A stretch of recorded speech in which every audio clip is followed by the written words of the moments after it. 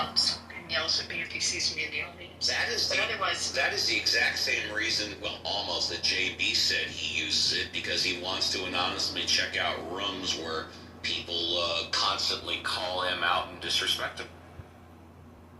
Yeah, there's one. Cowards, though. Those are always cowards. So like you can identify. We're not new to Clubhouse. We're all old veterans of it. Like the same shit happens to Roger, happens to me. They'll create a room, call you out, and say, "Oh, what a danger and threat you are to democracy for your ideas or viewpoints or your comments." And then, it's speaking from some Brazilian fucking embassy. And then that's the guy. And then when you go in there and say, "Here, challenge me," or come up on stage and challenge me, what do? They run and create a room, and then they have these whole socialites. Oh, like I know best.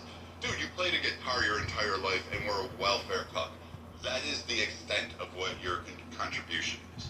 Like, don't spare me with your fucking intellectual knowledge on how the U.S. government and geopolitics and how cultural wars are significant to you. Like, peace, love, dope. You should have stayed in the 60s. Well, that bit, if I may very quickly, that room that both of you are referring to is admittedly an echo chamber.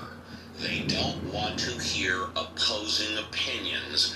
And even if you're in the audience listening, my understanding is if they know you to be, it could be very respectful, very well-versed, very expressive, but it's the opposing opinion, they will kick your ass out of there. That's why I miss Greg Sotelo. I honestly do. Having met the guy, I miss his dog walk rooms. I could argue with him till he would get mad as hell. But you know what? The man would sit down and have a beer with me. But Greg? Hey, yeah, Greg. Yeah, I met him, and I had coffee with him. I totally agree with you. You could sit down and talk with him. Yeah, I love the man. I still consider him a friend today. If he called me up and said, "Hey, I need you here," I'd show up. I'd get ready to rock and roll. So here's the difference with Greg and those people, because he agrees with them on like probably 98% of the issues. The difference is he also, as a first principle, is a heterodox thinker, and he will allow room for you to disagree.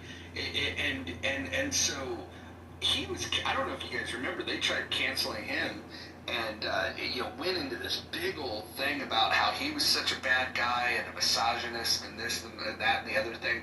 And I disagree with Greg on virtually everything, but I have a lot of respect for him in the fact that he can represent what he believes, and he can have a conversation with people, like just as you were saying, he could have a beer with